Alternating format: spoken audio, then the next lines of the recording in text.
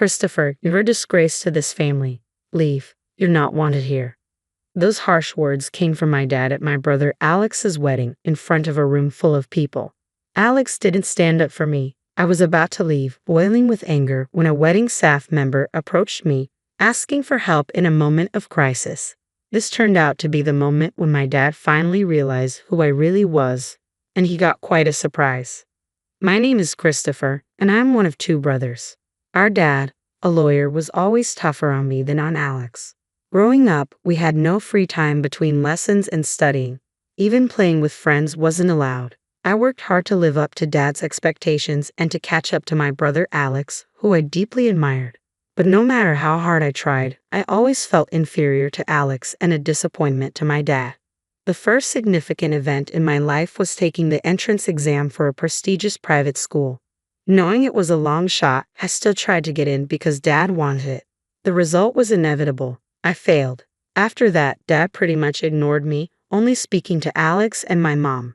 So, I ended up going to a local public high school. For those 3 years, I constantly felt stressed.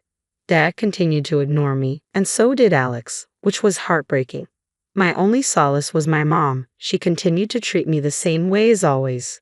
Right after high school, I left home without saying a word to Dad or Alex. I'd only left a note for my mom.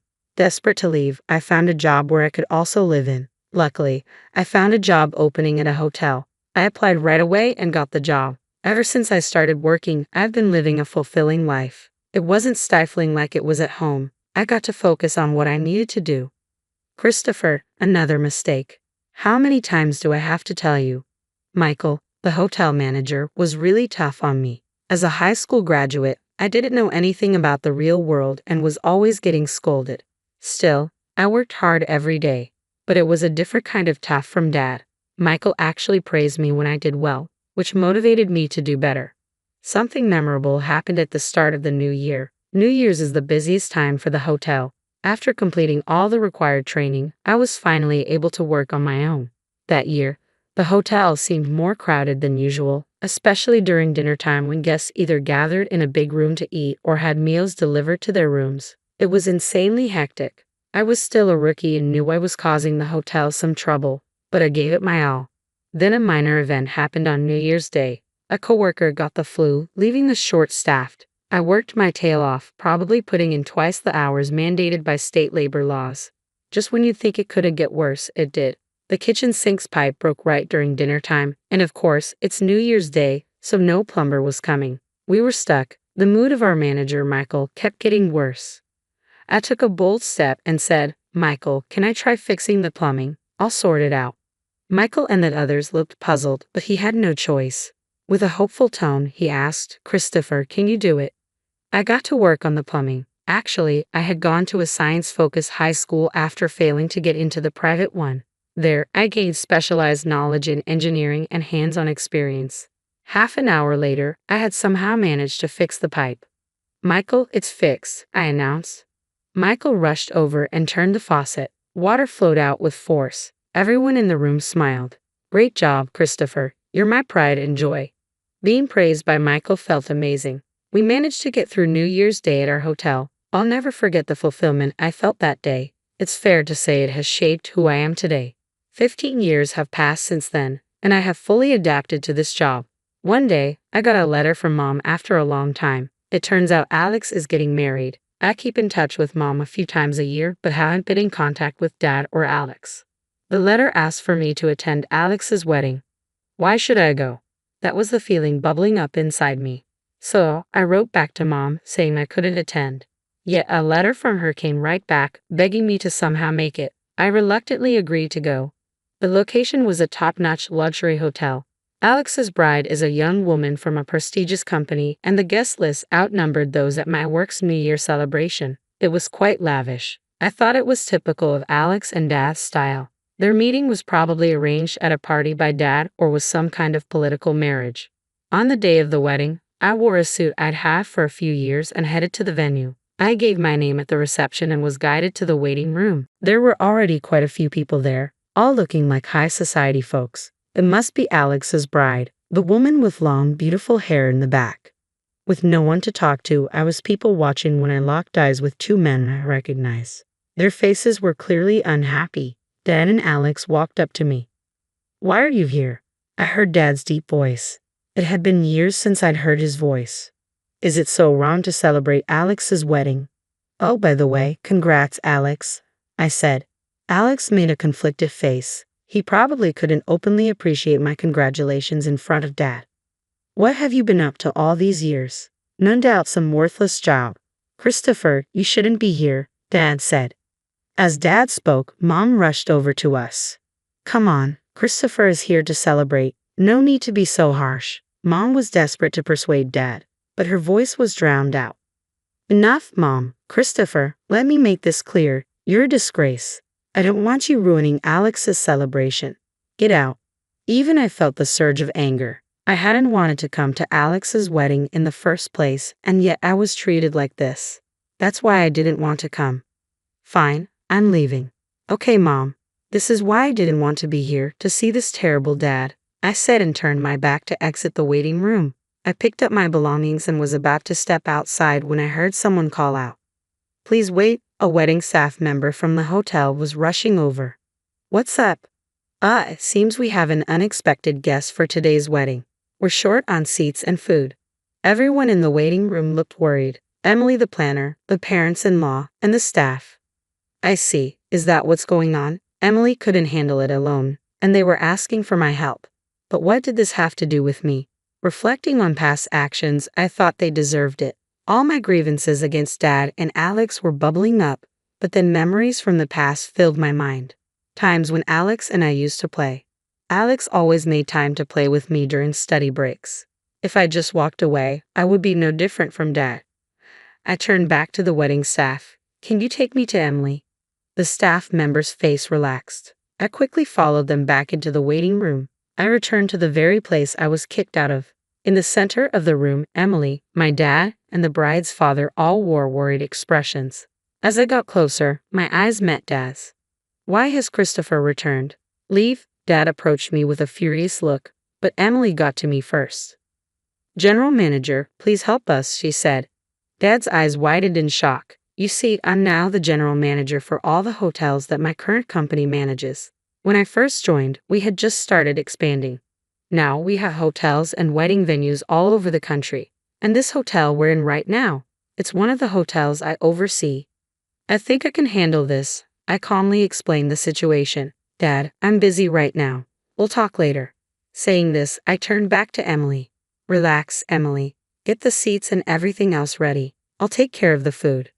The stress faded from Emily's face. "Understood. I'll leave the food to the general manager and handle the rest." With that, Emily rushed off. "All right, it's my turn now." Everyone in the waiting room was watching me. I left the room and headed to my friend, Chef Jackson. This hotel has a high-end restaurant, and Jackson, the chef, is a good friend of mine. "Hey, you in?" I called out. After some rustling, Jackson appeared. "Christopher, what brings you here?" "Work. I'm here as a guest today. My brother's wedding is happening here, but we're one meal short. Can you help?" "Sure thing. I'll whip something up with my culinary skills." "Much appreciated. I owe you dinner." "Looking forward to it." I returned to the waiting room after taking care of a few things. The guests had already moved to the ceremony area. Only my parents and the bride's parents were left. "The issue is resolved. We've got an extra meal coming," I announced. Upon hearing this, my mom and the bride's parents looked relieved. My dad looked conflicted. Quite the proud man he is. "Christopher, thank you so much. Because of you, the celebration can go on successfully. It's all in a day's work as a general manager." And with that, we all entered the ceremony hall. The lights dimmed, and the groom and bride entered. Alex looked incredibly handsome, and his bride was stunning. The ceremony proceeded, and then it was mealtime. I confirmed that everyone was served and breathed a sigh of relief. The ceremony concluded successfully. The faces of the groom and bride were filled with happiness. After the ceremony, we had a little talk with Alex's family and the bride's family. The topic was gratitude toward me, especially from the bride's family. I was thanked profusely. These moments are why I love my job. "Christopher, thank you so much. We had the best day ever, all thanks to you." "No worries. Wishing you all the happiness in the world." Thank you so much. I looked at Dad and Alex, both of them wearing complicated expressions. Mom walked over to me. Christopher, you did wonderfully. Thank you. Dad and Alex want to speak to you. I looked back at Dad and Alex. Alex spoke first. Christopher, you saved us. Thank you and sorry for everything up to now. As long as I could help, Alex, it's all good, I replied. Then Dad lowered his head without saying a word. He seemed to have nothing to say, and that was fine with me. After all, I never became like Dad. Just then, my cell phone buzzed in my pocket. It was the manager from a hotel in the next town over. More work, but hey, I enjoy it, so no complaints. All right, I'm off. Got work to do. You two take care. I probably won't see Alex or Dad again, I thought as I left the room without looking back and headed to work. 3 days after Alex's wedding, I was enjoying a rare day off, sitting on the sofa, sipping warm coffee. That was my happy time. Suddenly, the doorbell rang. Who could it be? I wondered as I went to the door. Alex was there. Surprised, I opened the door. Alex, what brings you here? Sorry, I got your address from Mom. Wanted to talk to you. Christopher, he wants to talk to me. Maybe he came to say thanks again. Well, you want to come in. Pardon the mess. If it's okay with you, Christopher, I'd like that. Alex gave a forced smile. I invited him in and served him coffee. Thank you. Smells good. Alex took a slow sip of his coffee. Seems like we both enjoy coffee. So what did you want to talk about, Alex? Alex put down his coffee cup and looked me straight in the eye. The next moment, he apologized. I'm really sorry for everything. I was puzzled. He came all this way to say that. A phone call would have sufficed. Hey, it's all right, Alex. Alex looked up. Actually, I came today because I want to share some things with you, Christopher. If you don't mind, I'd like you to hear my grievances. Grievances? I was left speechless. Alex began to speak slowly. You might think I'm the older brother who can do anything, but I envy you, Christopher. You're free from Dad's pressures, living your own life away from our parents. I couldn't say a word. Alex felt that way. I had no idea. Silence filled the room for a moment. I felt somewhat guilty. After all, I had unintentionally shifted all of Dad's expectations onto Alex. Choosing my words carefully, I spoke. Alex, I'm sorry. I never considered that you were struggling too. My brother smiled weakly. That's just it. It's not your fault, Christopher. I was the weak one. Hearing that, I finally found my words. Alex, I think you've been through struggles I can't even imagine. I truly admire that. But I also want you to know about me. Taking a deep breath, I paused to collect my thoughts. Alex listened intently, not saying anything. Breaking away from our parents and becoming independent wasn't easy either. The beginning was really tough. Yeah, it's true. We both have our share of hardships, Alex responded. It seemed Alex had more to say. I don't consider myself wise enough to convince Alex, nor do I know the words to do so, I thought. So, I said what I honestly felt to my esteemed brother. To be honest, I think you should do what you really want to do, Alex, without worrying about Dad. After pondering my words, Alex stood up, a relieved look on his face. You're right, Christopher. You've helped clear up my inner turmoil. Thank you. No, thank you, Alex, for coming over. I escorted Alex to the door. I'll come by for coffee again, he said and left, a natural smile on his face. A month later, a letter arrived from Alex. He had been a lawyer to meet Dad's expectations but decided to quit and start training as a glass craftsman. Turns out he met his girlfriend at a glass workshop he had been attending as a hobby. I'm sorry, Alex, for ever doubting you. As expected of Alex, he's been disowned by Dad. But Alex's wife is supportive and he's full of motivation. Dad remains the same, but I know Alex will pull through.